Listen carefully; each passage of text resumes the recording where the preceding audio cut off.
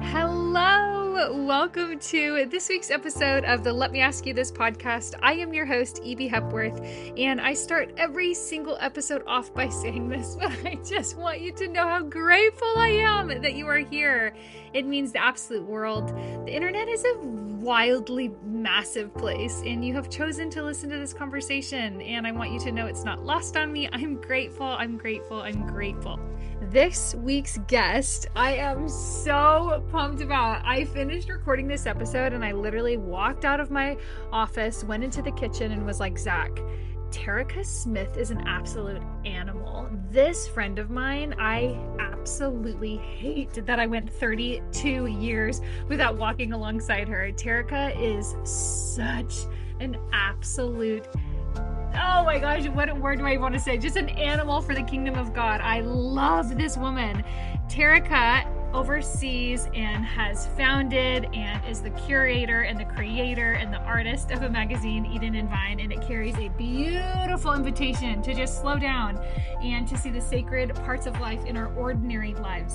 And so this episode, we talk about rest and how rest is a central theme in Terrica's life, Terrica's mission and how she lives her life, but also just what does it look like to actually live a life of rest? Like, I feel like it's such a buzzword in our culture right now, but it's like, okay, how do we actually distinguish soul rest from just stepping away from a moment? Like, what does it look like to carry rest when we have dormant dreams and when we are feeling stuck in fear and when anxiety is suffocating us? Like, what does speaking scripture and planting and pruning and harvesting, what does that have to do with rest?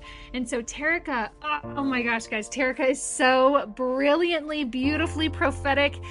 We have a lot, there's so much on this episode. I feel like we could have recorded a 6-hour episode, and I already am like, when can I get this girl back on? Because she is just breathtakingly powerful, okay?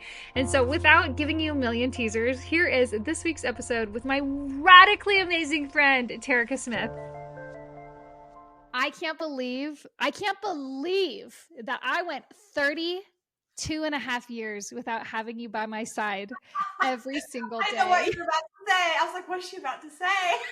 I feel like when you and I connected last year, I'm going to be honest, this does not happen for me all that often. And our sweet friend Hannah connected you and I. And from the I think our first voice memo, you and I were sharing names for kids. We were sharing secrets. Yes, I have been so knit to you from the get-go, and it just feels God-breathed. And so I just want to start off by saying, everyone listening, you are so special to me, and I feel so grateful for it. Was so mutual. It was so mutual. I said that to you last year. I was like, you were one of like the surprise gifts of the year for me because it was instant. It was just one of those moments instantly where I even remember questioning in the conversation, like, we're really going somewhere all of a sudden. I'm like, this. Normally I'm a little bit more guarded from a place of wisdom, Same. you know, and caution, Holy Spirit caution. But I was like, no, we're going all in.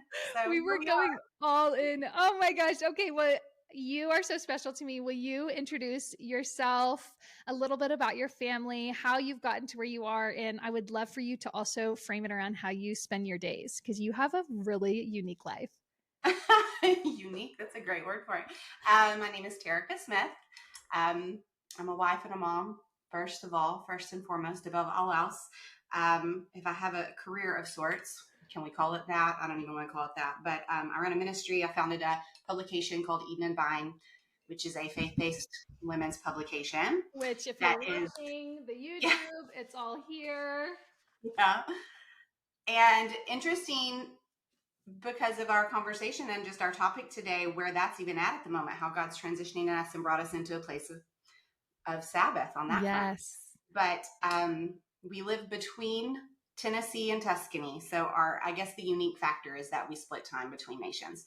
And that's relatively new to us, just the past few years. So there's definitely a learning curve. That rhythm can be a challenge, but God is faithful. And so we're getting there. When we are across the ocean, we're focused on ministry and on vision there and all that God's doing among artists and creatives and kind of what he's called us to in that space. And when we're here, my husband runs a couple of companies, and we stay pretty kind of heads down and busy on this front. But it's kind of the split really is primarily ministry focused overseas for me and him. But when we're here, he's primarily business focused, and I kind of stay in the ministry day. And I do a lot of mentoring on the day to day, a lot of writing, a lot of quiet time, a lot of Sabbath, A lot of hiking. a lot of hiking. I think that is key to Joy. the heart and soul of joy, yes, and just the heart and soul of any artist or creative or writer. It's just necessary. I have found that it is necessary. So that's kind of how life looks day to day. So did you always know you were a writer and a creative? Have you always been bent towards the arts? I have. Okay. I found a journal years ago from when I was 11, like an old journal going through boxes. And I had written in the pages that when I grow up, I want to be a wife and a mom, and I want to be a writer, and I want to travel some. Okay, 11-year-old Terrica. So I was like, I of course had forgotten about it. And I came across it and I was like, oh my word, talk about the fingerprints of God. Like, that is where we are and what we're doing. So yeah, I was writing. I think I wrote my first song. I started out as a poet, and I wrote my first lyrics and song when I was 5. It was a country music song. I mean, you're Texas born, right? I would expect none. That's right. That's right. It was called Just Give Me One More Chance. That was the name of it. So oh, my heart. Always been in my blood. But yeah, I've always been slanted that way. So do you find that your kids has your artistic bent influence? Are your kids artists? Well, Everin, my daughter, who is just turned 13 a couple of days ago, she's definitely, so I guess I'm now in the teen years, and I don't know how I feel about that, and I haven't processed it yet, so we'll skip over that part. But she is definitely a feeler. She definitely came into the world in a blaze of glory, and we knew instantly where she was kind of slanted and gifted. She writes, she does songwriting, she's involved in all the things where the arts are concerned. That's just her little heart. So she's definitely wired that way. My little guy, Gabriel Wild, but he goes by Wild. He's definitely, I call him a little Renaissance man, because he's got all the same kind of makeup, and his articulation is so great, and his feel, like, he's just such a feeler. He's definitely more into, like, war and battle and things of that nature. Love it. But he's definitely got that little Renaissance vibe going, and I love it. And when he's eating a croissant and drinking his matcha in the morning, I'm like, who are you? Where did you come from? That is so tender. I also feel like I don't like that I just asked if they're artists, because I think an artist exists in everyone, right? And so, Absolutely. but you're able to cater and nurture out that and excavate kind of that deeper-esque in them, and I think that is what I was trying to get at. So you have to pay more attention to it, right? Like, you look for it and you kind of nurture and cultivate it a bit more than someone who wasn't quite as aware might not. But 100%. You're right. Every kid, if you pay attention, every kid comes into the earth with that kind of natural gravitation to creation and imagination and artistry and creativity. It's just in them. 100%. So you started this publication company, and I've been, since you sent these last month, I've been making my way through them, and they're just so beautiful. And so you started this ministry. What is the genesis of how you started Eden and Vine? It's a great question. It's a really great question. Yeah, I don't know if you've ever told me the story, but I was taken back by the beauty. Like, are you also the one photographing these? I was in the beginning. The first few issues I was. The funny story, what you don't know about Eden and Vine, that was something that was brewing in my heart for years. It was a combination, more than just being a writer. I am very much a storyteller. Okay. And so for me, storytelling is very much words and pictures. You need I love that. Book. Yeah. And so it had just been in my heart for years. And there came a moment in time where God made it clear it was time to birth it. And I felt in no way ready. And I felt in no way equipped. And we didn't have the resources. We didn't have the help. We didn't have any of that. And I was just crazy enough to step out in stupid faith and say, we're just going to do it. And so I've said this 1,000 times. I sound like a broken record, but I feel like it every time I share it, people are like, wait, hold on. I had a 10-year-old broken down laptop, and I had an iPhone full of photos. And I was like, we're going to launch a magazine. And people were like, what? And I was like, we're just going to do it. If God's in it, he's going to anoint it. We're just going to do it. Terrica, I love that. you don't have the first issue, but even the cover of the very first issue was an iPhone photo. I love So that. I just did it. I didn't have a team. I didn't even have a plan. In fact, people have come to Josh and I the past few years and they're like, hey, so we're considering launching a publication. Can we talk about like your branding plan and your this? And we're like, I literally, the first time we had a meeting like that was during the headlights. And I was like, I'm just following the footsteps of my man, my God in heaven. Jesus had a chat. I had a laptop and an iPhone and I just did it. I just think the purity of that, the purity of like, I'm not gonna, like you said, you had all the things against you. You didn't have a team. You had all of the excuses of which were very, very valid. And cerebrally, you could have canceled that out. But I want to know what made you like, you got to a point where you're like, it would be disobedient to do that, to not step out.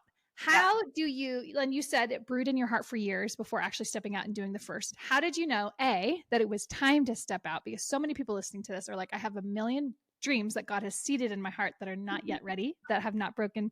And then B, the next question would be, how do you move past the discomfort of all of those excuses and just do it? I got to the point where, and this is the simplest way I know how to say it. I got to the point where I was so sick of thinking about it and obsessing about it and just the constant like germination in my brain and in my heart that I was like, I'm miserable thinking about it and what if and how and and it got to the point where I was like, either we do it and we fail and then we know and we move on, or we do it and God blesses it and we move on. But I couldn't think about it anymore. I think it's very similar to when a woman is pregnant with a baby and you get to a point where you're like, I have to be done. You just get to this point where the grace to carry it any longer lifts. Yes. And you're like, I no longer have the grace to carry this another day. God, you got to do it. Like, and there's that little window of time. It's right at the end. You might have a few days left or a few weeks left, but you come to a place where you're like, I can't think about this anymore. I have to do it. And so you just press through the pain and the fear. You press through any anxiety. You just press through it because you get to this place where you're like, it has to be birthed. Yes, and I had a mentor years ago who's still a part of my life. And I shared this with her 20 years ago. I mean, and at the time, it was a really interesting twist. But at the time, Josh and I had been married about 10 years because we didn't have kids until we'd been married almost a decade. And I got to this place where I was finally ready. I was in the publishing world. I was ready to write a book. I'd written this beautiful book proposal. And I was getting ready to shop it to publishers. My mentor is a multi-million copy best-selling author. And so I had all the ingredients. My point is I had all the ingredients for success. And I got ready to shop this proposal. And all of a sudden, I started getting all of these crazy prophetic words from 4 different nations. So these people did not know each other over the course of 2 weeks. And the word was the same. It was, it's time for you to conceive a child. And I was like, plot twist. Yeah. And I was not emotionally like ready for that. Wow. I wasn't mentally prepared because I was ready to start a career. Like, wow, Terrica, that's amazing. I know. It was a very wild ride. And it was such a dramatic story. We could have a whole conversation about that. But suffice it to say, I was so torn because I am not the person who wants to, and tons of women do it beautifully. I just am not I know myself. I'm very one-track minded. I'm very hyper-focused. And I was like, I either want to be a mom and have a baby for the first time and learn motherhood, or I want to write a book and launch it but I don't want to do both. And that's okay. That's okay that there are women who don't want to do that. And I was that woman. I'm like, I don't want to do that. And I was speaking with this mentor about it. And I was like, what do I do? And she was like, which of the two is God calling for right now? Which one are you confident he's calling for now? And I said, I'm supposed to have a baby. And she said, okay. She said, well, that's your assignment. And she was like, I'm like, but what about I've been dreaming of the book for a year. I went on this whole thing. And she said, you're not going to miss it.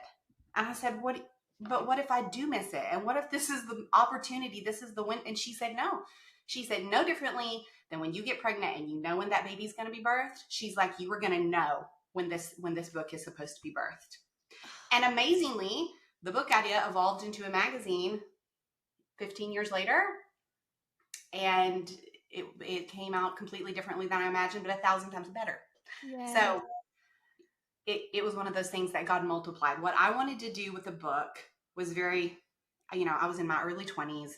It was very singularly focused. It was very sort of one-dimensional. And what God did with the magazine was allow me to invite all of these other women and stories and voices. And we got to do something collaboratively and beautiful that touched untold thousands of lives. And it was so God, because it was such multiplication. When I die, when a single seed goes into the ground, if it dies, it will reproduce many times over.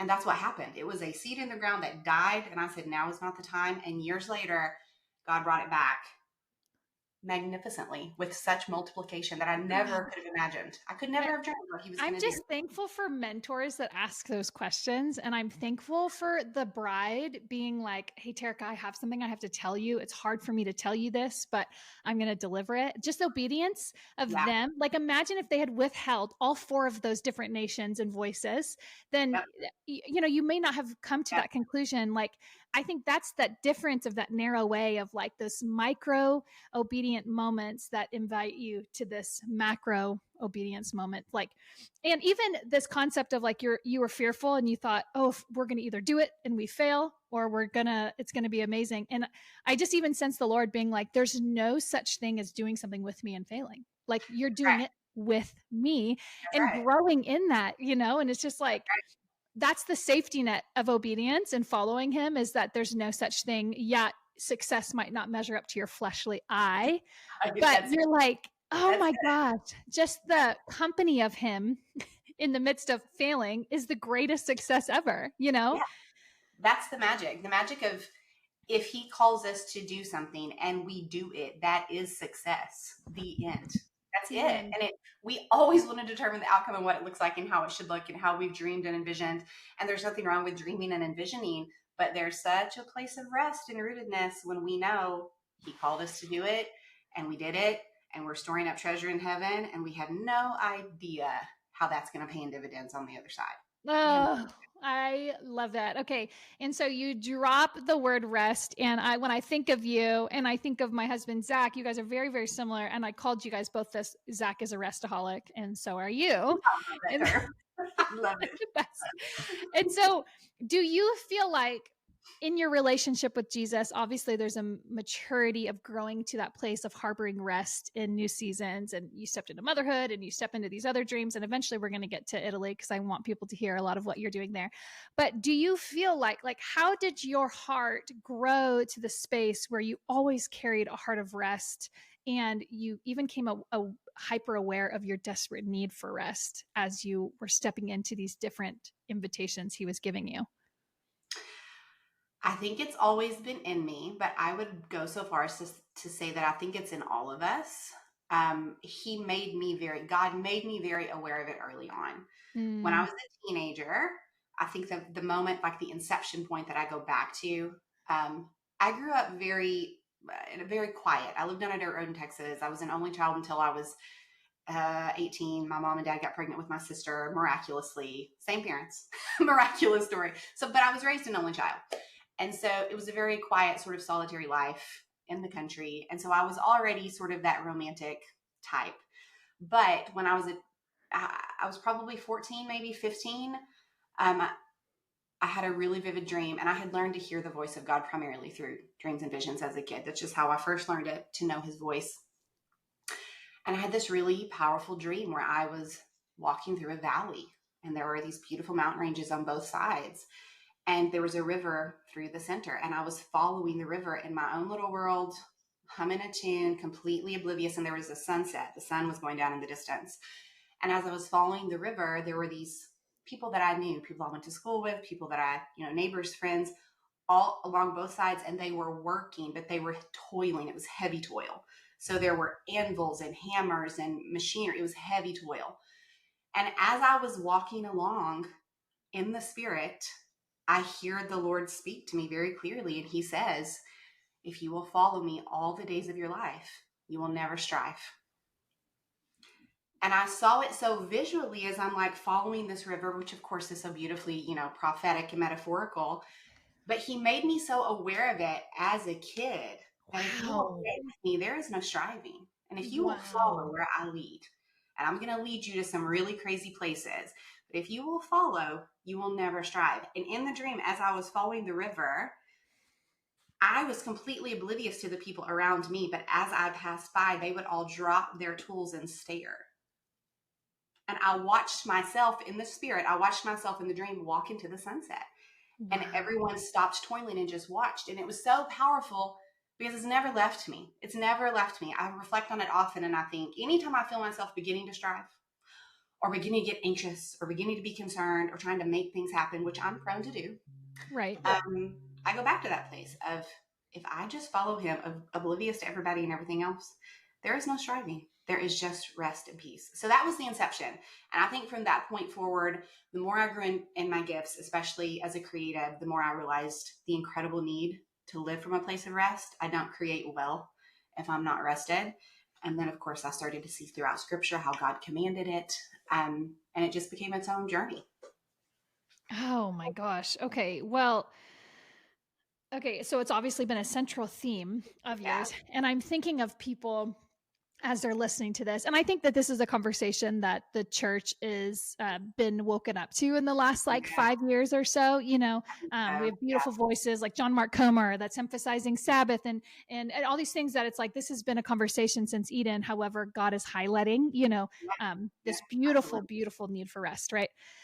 And so, would you say when it comes to rest? I'm thinking of the people that are listening to this that are like, okay, Terrica, can be easy for you to say rest, and like, okay, so Terrica just jumped out and stepped in faith and started making this, but like, I have to pay my bills, and I have to, and just the practical part of what discounts us for wanting to rest.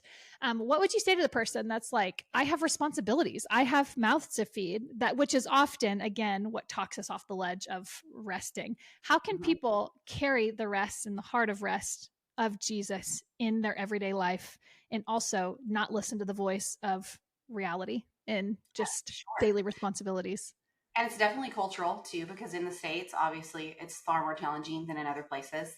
Yes. As we know, and anybody who's traveled abroad, you've kind of experienced that. But I would say, first of all, the primary thing that we all have to accept and embrace is that rest is not a luxury. It's not a luxury. It was never meant to be a luxury. God not only commanded it in scripture, but he also illustrated it for us. So if God needs rest, who do we think we are?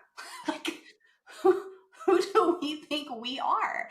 And, I've always loved Exodus 23, where it details, where the laws are given. And he, right off the top, after addressing like justice, goes into the laws of Sabbath, and it's talking about letting the ground lie fallow on the seventh year.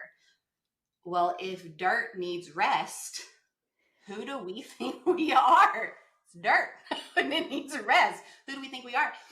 And then he immediately commands celebration. And those are the pieces of God's heart that I feel like we so often treat as optional: rest and celebration. And yet he leads with those. He leads as a God. Even when Jesus began his ministry, he began at a wedding. It was celebratory. Like, there's so much loss to us as the body because we neglect those things and we view them through this lens of, well, that's nice for you.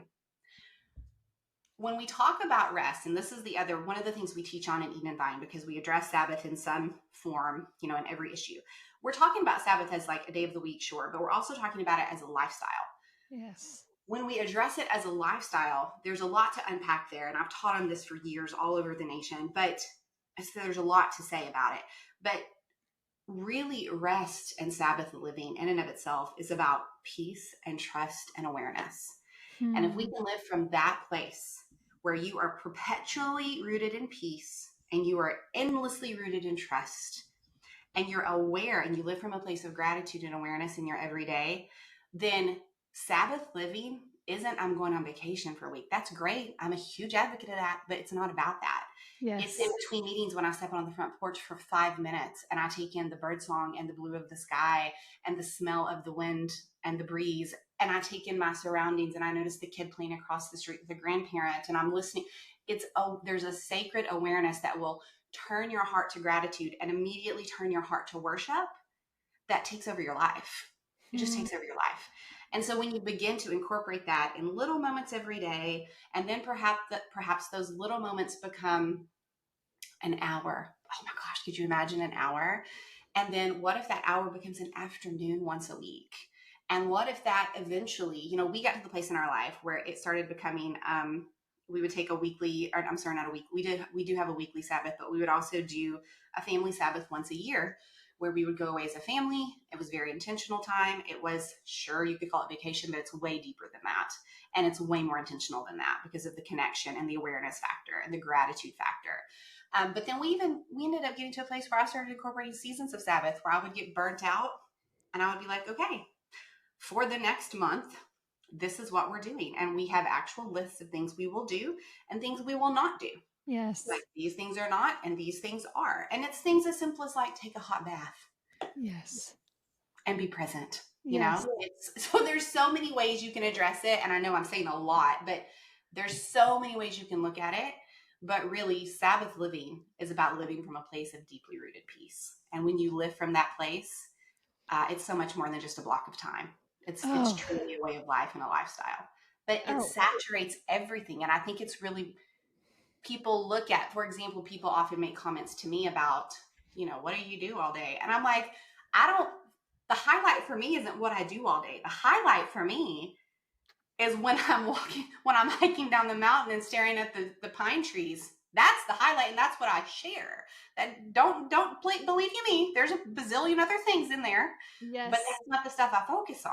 Yes. So it can be a little misleading because people are like, "Well, that's great for you," and I'm like, "Oh, believe you me." Again, when you're running ministries and businesses and traveling back, you're never not busy. But you can learn to live from a place of such peace and such rest that it literally confounds people.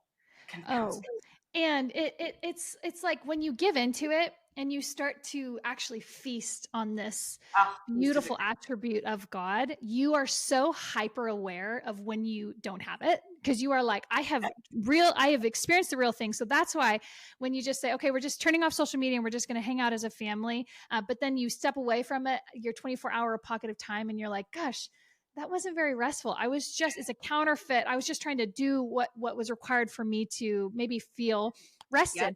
But it's that inviting Jesus to come and inhabit this space. Okay, Jesus is a consecrated space for you to dictate and so God, shepherd our hearts in this 24 hours as a family. Give us promptings to be able to discuss about who you are, and it's that where when you start to nurture and feast on it, you are like, I am addicted to this way of living. This is my only rhythm.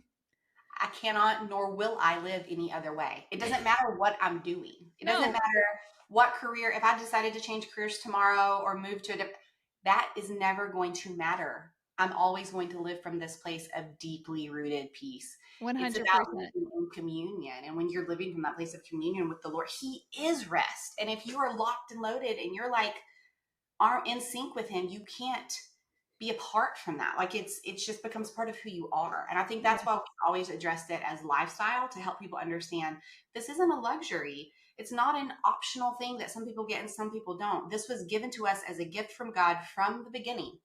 Now, whether or not you receive that gift is between you and Him, but He gave it to you as a gift from day one. It's one of my very favorite scriptures out of the words of Jesus was that God didn't make man for the Sabbath, but He made Sabbath for man. Right? He made it for us. It's a gift. And something I love that you highlight over and over is the emphasis on the celebratory side of rest, right? And just the joy meters that when it's experienced in the company of people you love, and you're doing things that bring you joy, that it's like there's something there that it's also extremely bonding, not just to the Spirit of God, by inviting, like you're just responding to like, wow, I trusted Him with this day of no working or whatever it may be, or I trusted Him with this, and now I'm connected to my family, but also I'm connected to you. Like it's just this overarching connecting point of like why you exist. And then it gives you that secret sauce of endurance, which is why you look at saints and you're like, they have been running for 85 years. And you're like, how? And it's like, oh, clearly rest is the umbilical cord to how they're doing this. Like they are getting nutrients in this rhythm of it's the only sustainable way, It It has to be. has to be. Yep. And it's so fought for. That's the last thing I'll say is it is not, you're not going to trip into a life of rest, especially living in the nation we do. It is this countercultural. People are going to be like, I'm sorry, what? Oh, your phone is on do not disturb again? Or, oh my gosh, like you didn't go to Italy when you had a 1 week opportunity to? Like, why? Or whatever. It is so opposite. And I would go so far as to say, I would go so far as to say you will be resented for it. That if you embrace this Christ-like way of being, that Yeah. you will absolutely be resented and Yeah. envied. Like there's even an Yeah. element of envy that you're willing to do something that perhaps other people, you're both given the same opportunity. It's the same invitation. But if Yeah. you choose to embrace it, it will upset people. It will offend people. And you have to be aware of that and be okay with that in advance.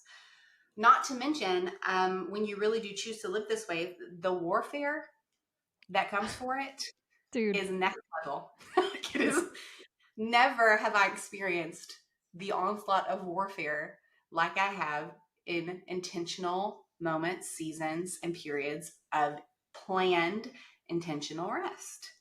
You can plan a family Sabbath for a week anywhere in the world, and I would bet you money that every crisis on the planet will break that week. And you'll be laying on the beach somewhere trying to seek the Lord, and your phone's blown up with crises beyond crises beyond crises. And so that part of it as well, just being aware of how you can be viewed if you choose to embrace this way of living, at least in the beginning when you're learning and relearning, and as well knowing that there's warfare over it, because the enemy, the last thing he wants you to do is rest. That's the last. Whether you're laying down to sleep at night or you're taking intentional time to go seek the Lord, there will be every distraction and every opposition under the sun. But I think knowing that is half the battle, just being aware of it. I totally agree. I'm right there with you. And I'm thinking about, so I would love for you to share a little bit about what God has birthed in you through this Tuscany dream. And I would love for you to weave the different revelations of how rest has been kind of a nucleus of how it's been the only option for how you've walked this with you and Josh. You have been totally tethered to rest as you've built this, which at some points I know have been a point of contention and frustrating because you're like, this is not going at the speed or that whatever it may be. So will you share a little bit for somebody who doesn't know what you've been working on in Tuscany and all of that? We're still in the very infancy stages, so that should be noted. Yes. It's in the very infancy stages, but essentially what we are doing in Tuscany is returning to the birthplace of the original Renaissance, which the way that I articulate it for people is that I believe that the Renaissance was meant to be a move of God that was hijacked by the underworld and infiltrated by culture and perversion. And but even though that happened, still we've never seen the level of artistry or mastery or beauty that came out of the Renaissance. That's one of the conversations Hannah and I have had a lot, is her take on it. And I love the way she articulates it, is that God couldn't find a leader with a heart like David to lead that movement. Yeah. So there's definitely, without question, something God's doing in the earth right now among artists and creatives and in the arts as a whole. There's this disconnection with the church and beauty that has been lost to the ages, where we again see beauty as something frivolous and something optional, when truly Jesus is beauty. He is the revelation of beauty. And so our heart is to do something, and we've already begun. It's quite a process, but establishing a place in Tuscany, returning to the birthplace of the original Renaissance, because as you know, when you're there, there's still tangible residue of something there. It's there. You can feel it. And if you go back to your original intent, God is going to have his way.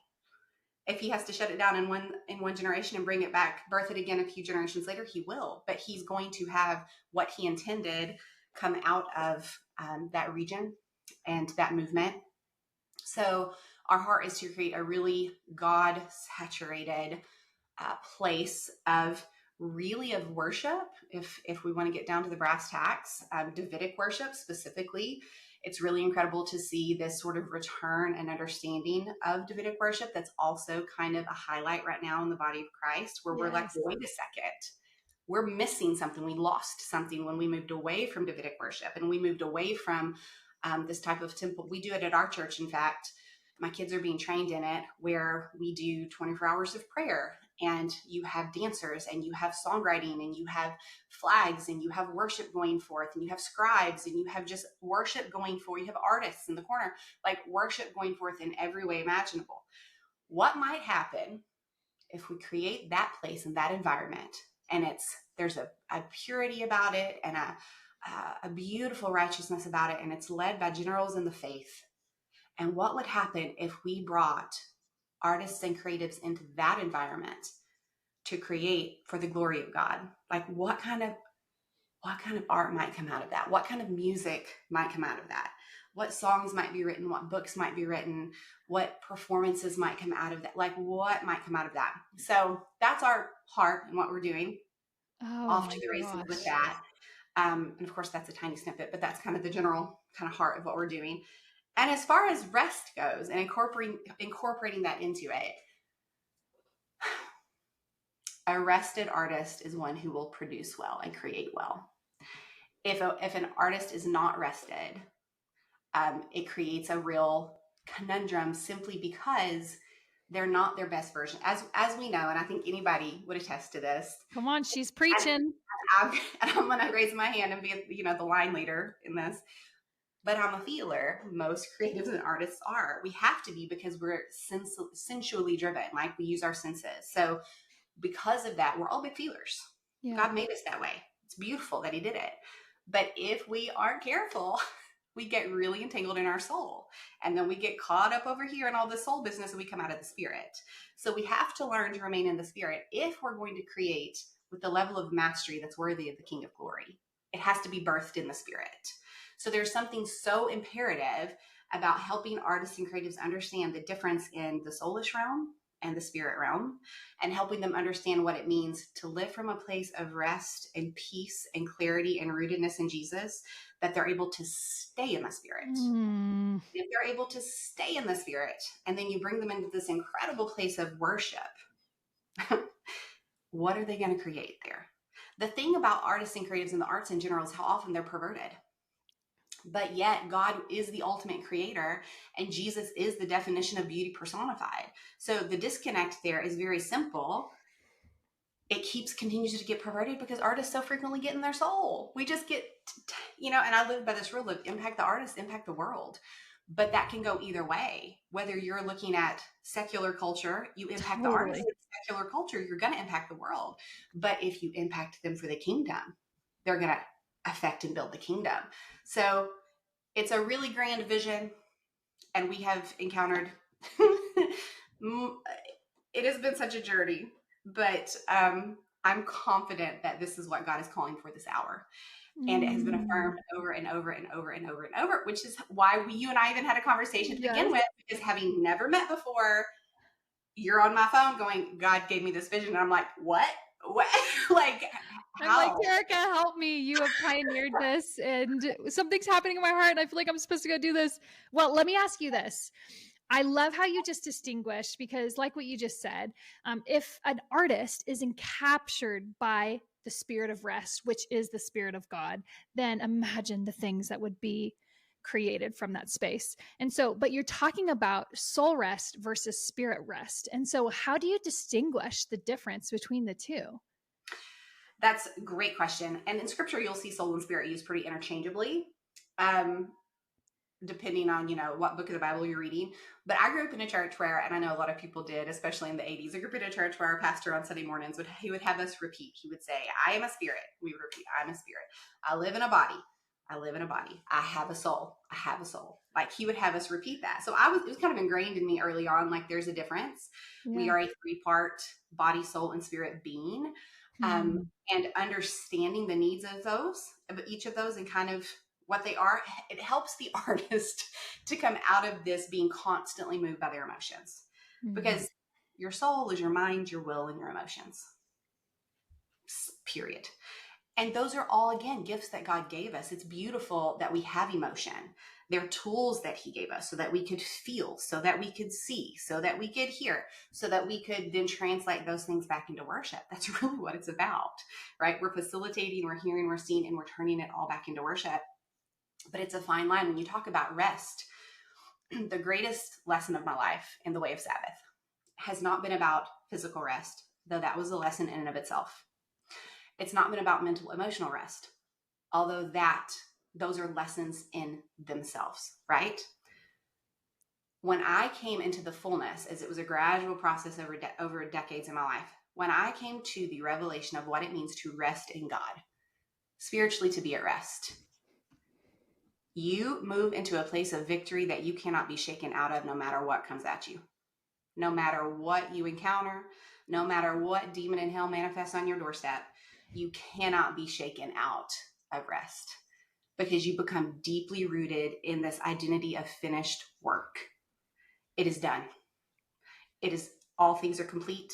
And all we do once we realize that is partner with heaven to see his kingdom come. Everything is accomplished. Everything is finished.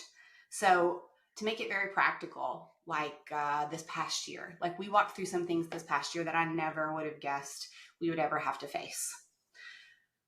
And it was probably that stretching moment where I'd lived really, from this really solid place for so long. And this was the first time in a long time that my faith had been really shaken, like really shaken. How could this be happening? Why is this happening? How did God let this happen? It was all of these questions about, and I felt really rattled very briefly. It was really interesting. My husband felt really rattled. Like we walked through this really rough season. But in the middle of that, I was reminded. In fact, I was sitting on a remote island in Italy the day it happened, like on family Sabbath. It was literally on family Sabbath. The Lord spoke so clearly in a moment and just ended the whole situation, all that we'd been walking through. It was brutal. But the revelation of it was very simple.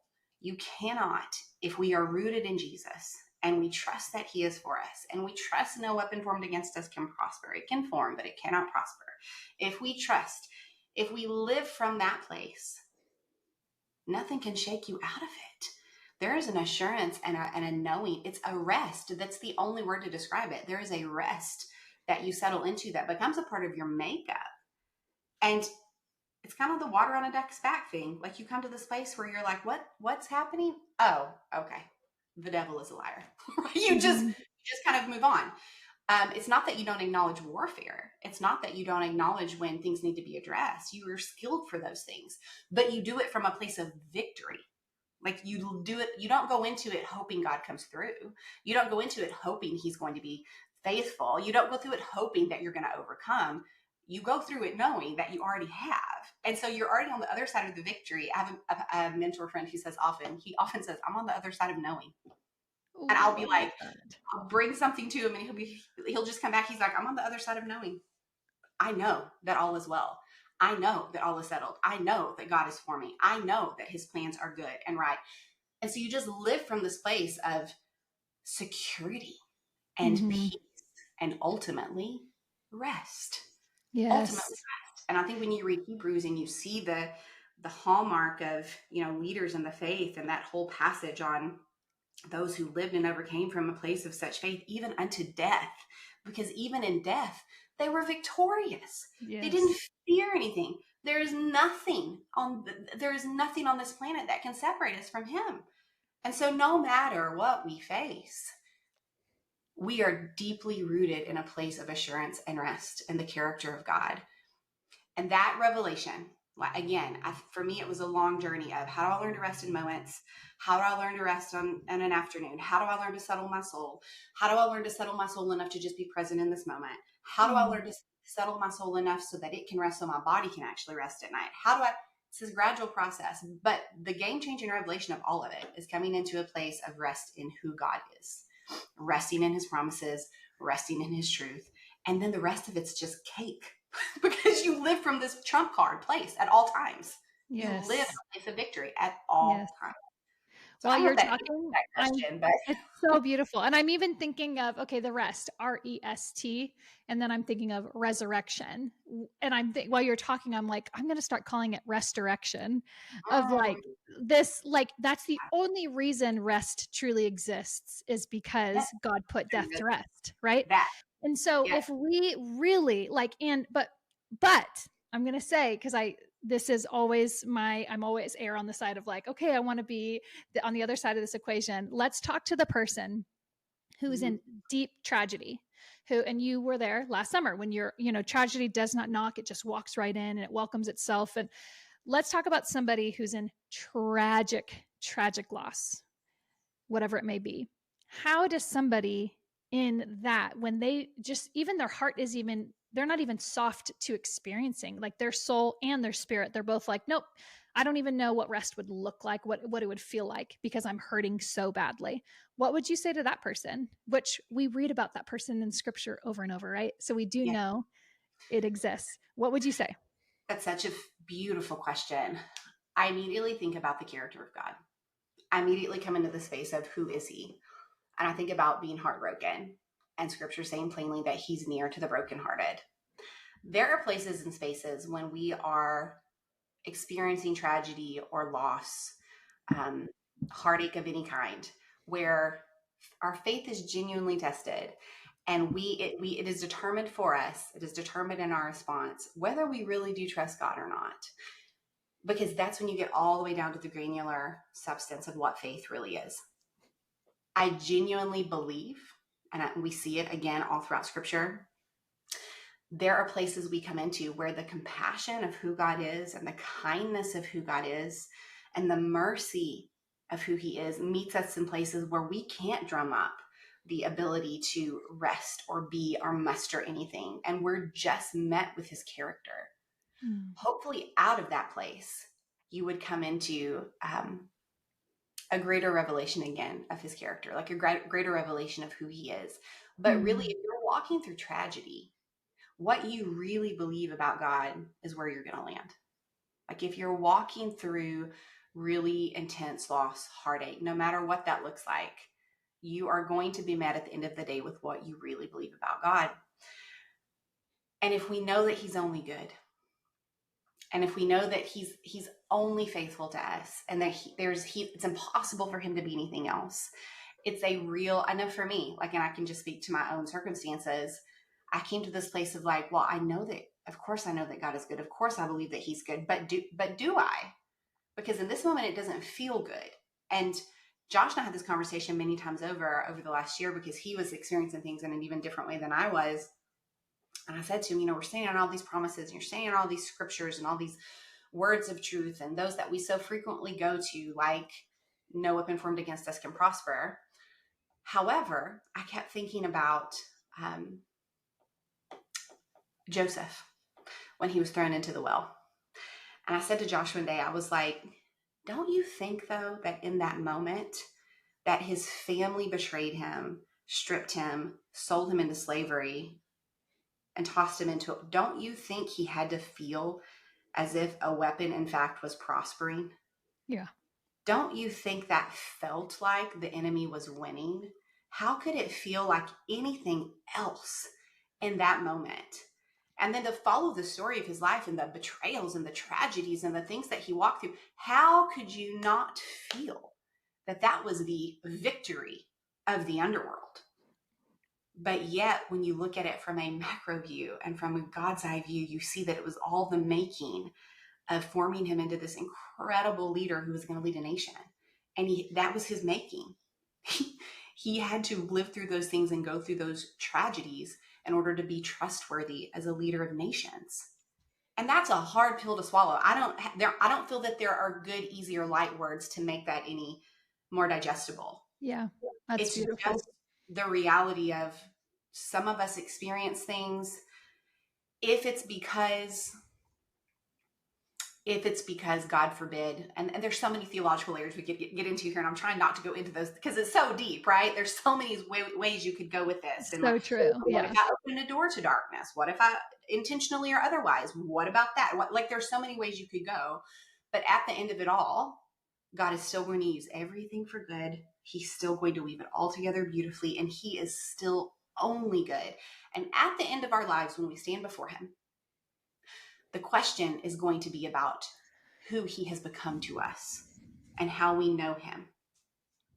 That's it. How we loved and how we know him. Did we know him? Did we really know him? Yes. So he allows us to walk through we live in a fallen world, and until he returns and redeems all things and makes all things new, until that day happens, we still live in a world that groans and longs for his return. And it's hard. I don't think that there's any way to make that pretty Mm-hmm. other than it's no different than the death of Jesus on the cross. Yeah. It was a devastating blow, and yet it was also stunningly beautiful. Yeah. Because of what came out of it. So again, I don't know that when you're speaking of tragedy, like you're talking about rest, especially, I always lean into his character, and I always come back to, I think that there are moments when he is near to the brokenhearted, when he doesn't expect us to muster anything, but just to let him be near. Yes. Just to embrace his nearness and just to rest in that, just that. Let him do the heavy lifting and just know that he's near. I could tell you so many stories of dear people who have walked through the most atrocious, devastating, heart-wrenching things the past few years. And I've witnessed firsthand how they've responded. And some have grappled really hard, and others have immediately swung into, but God is faithful. Yeah. And others have fallen away in faith. And why did God allow this to happen? And there's so many reactions in the human experience. There's so many ways we can go, but at the end of the day, God is always drawing us nearer and nearer to who he really is.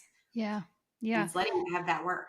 Well, I'm interested to see what you think, like when you step away for 5 minutes and, there's always going to be ripples of fruit when we choose rest.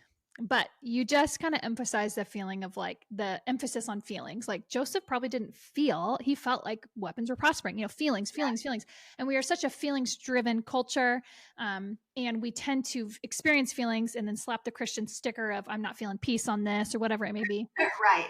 What would you say to the person who is like, I gave God one day a week, or I chose him on my porch for 5 minutes and I stepped out of that pocket of time I devoted to him and I don't feel rested.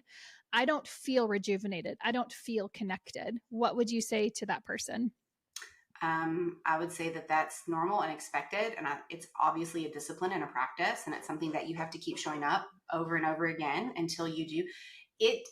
Think of how long it takes us to learn to operate the way that we do on this planet, in this culture, and how long it takes us to undo that learning. Even the process of just being aware and present is a discipline, and it takes discipline. And that's not something that we're all that accustomed to anymore in our culture. Especially when you're talking about faith or disciples of the discipline of faith, or the nuances therein. Like it takes practice, but also faith is the substance of things hoped for and the evidence of things not seen. So at the same time, you're moving in faith when you're showing up in those places and spaces. I love that you said that. You may not see anything or feel anything the first few times. You might not see anything, feel anything for months on end, but you're doing it by faith. 100%. And sometimes I've been in moments where I've been like, oh, decades ago, I planted that with the Lord. Didn't feel significant, didn't even feel sexy or highlighted or like it's going to be on my highlight reel when I get to heaven. But look where it's brought me. There's always more happening than we realize.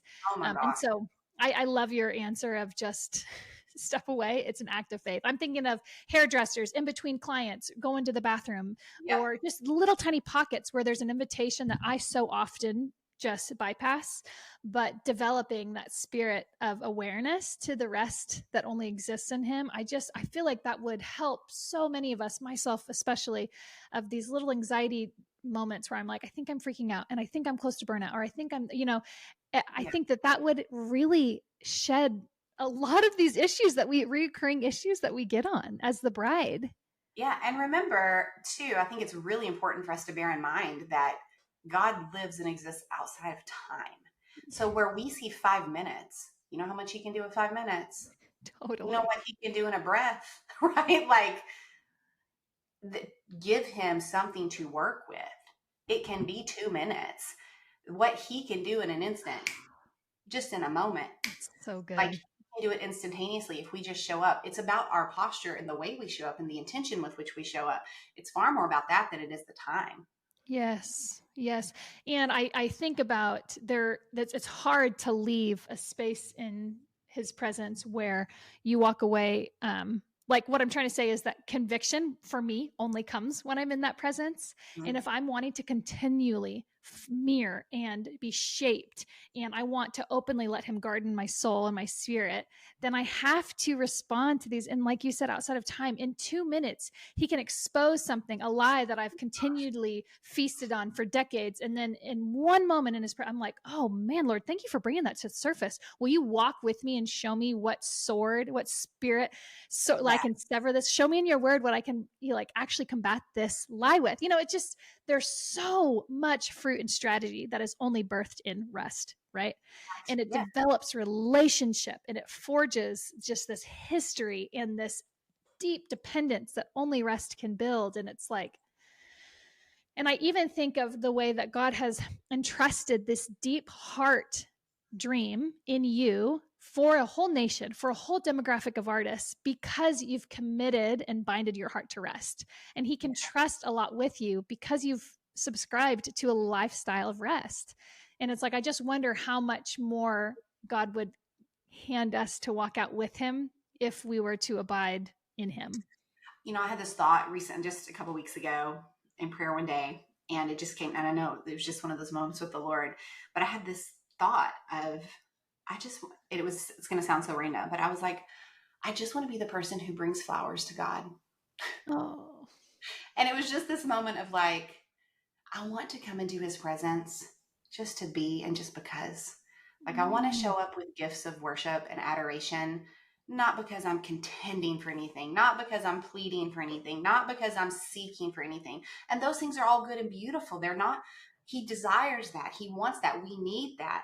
But there's just yes. this place in me that comes from a place of rest, that Yes. I just want to be that person who shows up in his presence just to be, from this place of just knowing how Yes. I'm seen, knowing how deeply I'm loved, knowing how intimately he knows us, not feeling that I need to prove anything or be anything or seek anything, but just be there to delight him. And I know a woman of God who you spoke into my life years ago, and she had these really incredible encounters with the Lord. And she talked about the garden of the heart and how we're always cultivating the garden of the heart, and how every time we, um, you know, every time we take a testimony in our heart, that it grows something grows there, and how we all have these gardens in heaven. I've heard actually many incredible people of God talk about the gardens that we all have in heaven. It's all a return to the garden, but that we have these intimate spaces where we meet with Jesus. Anytime that we need him or call to him, he comes into this place, which here earthside, we can call on him at any time, and he comes into the garden of the heart. Like, he meets us in that sacred place. And Yes. she made this comment one day that the Lord had provoked her and said, have you ever thought, Jesus was speaking to her, and he said, have you ever thought about just standing at the gate and waiting for me? Like, just standing and waiting. And she said, no, I haven't. Because I always come with like such an agenda and even if it's good and righteous and beautiful and holy, but you still show up with like, I'm going to prayer to do this, versus this rested place of identity. It's about knowing that we're his, right? And coming no differently than a kid crawls up into your lap just to be there. Like, can we be the kids who live from such a place of rest that we can just crawl into the Father's lap and just be there with him? What a delight. What joy. How rich an existence to live from that place of such trust and such rest. It's about rest. It's trust and rest trust and rest have come to be very synonymous for me.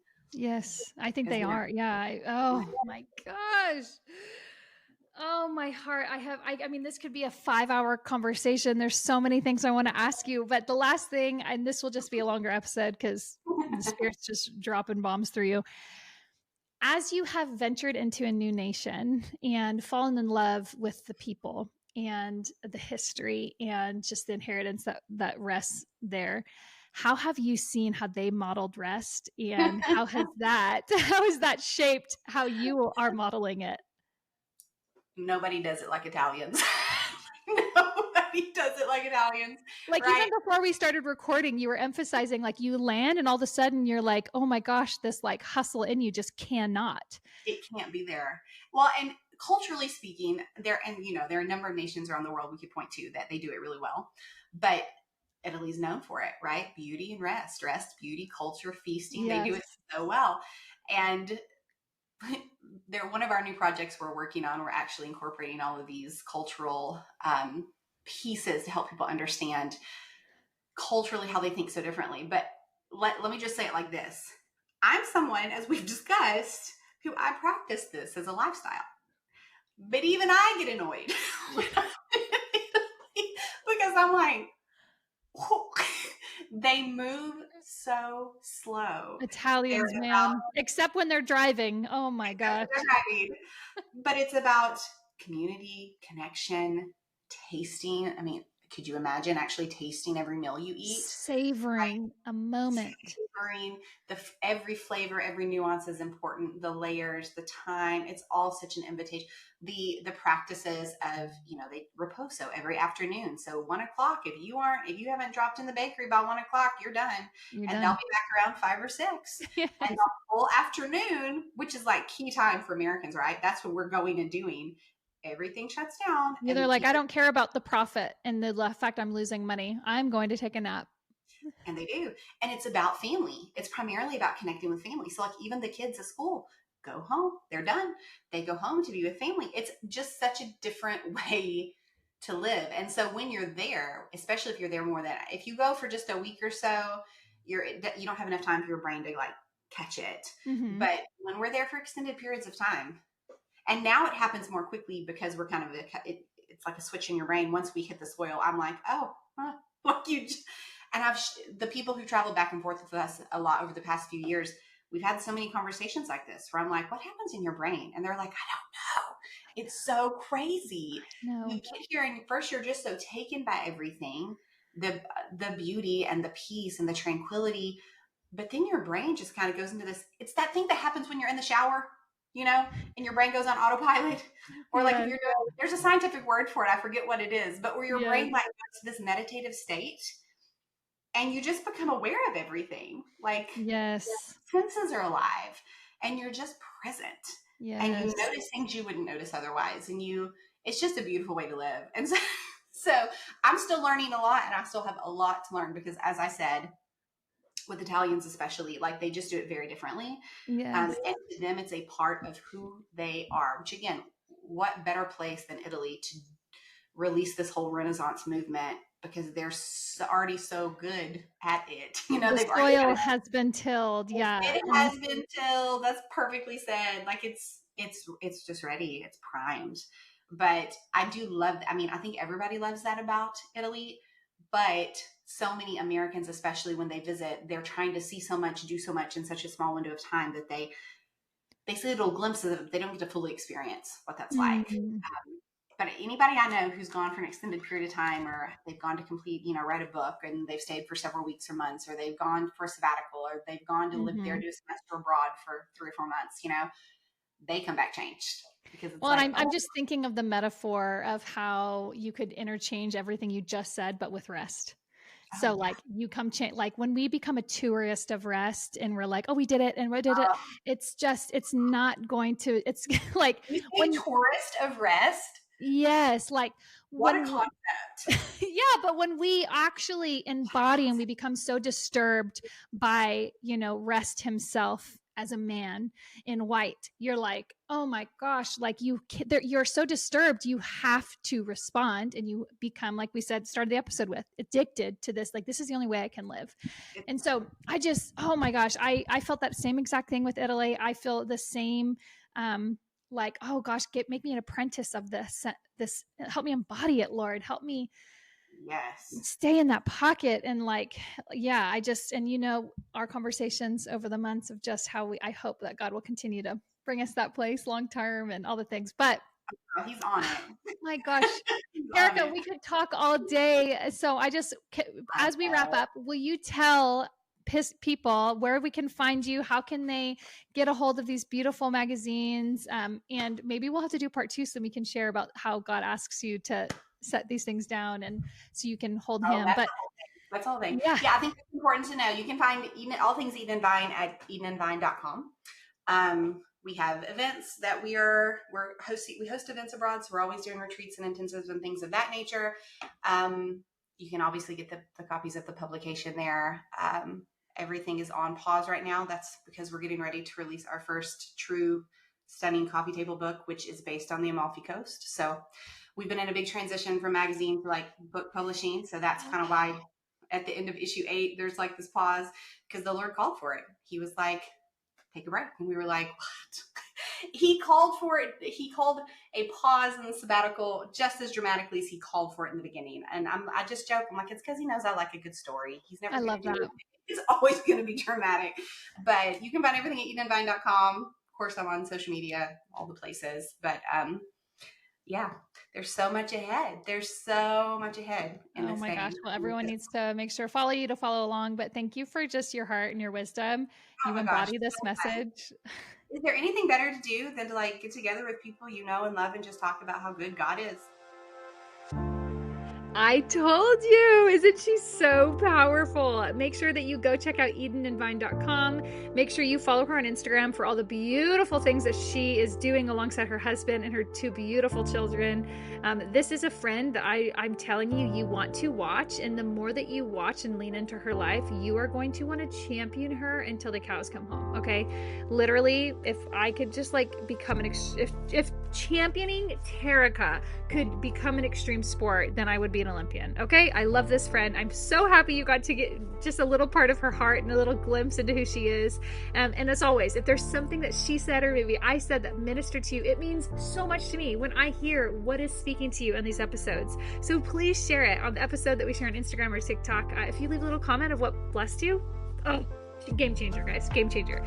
So we will see you next week on the Let Me Ask You This podcast. And thanks again for being here.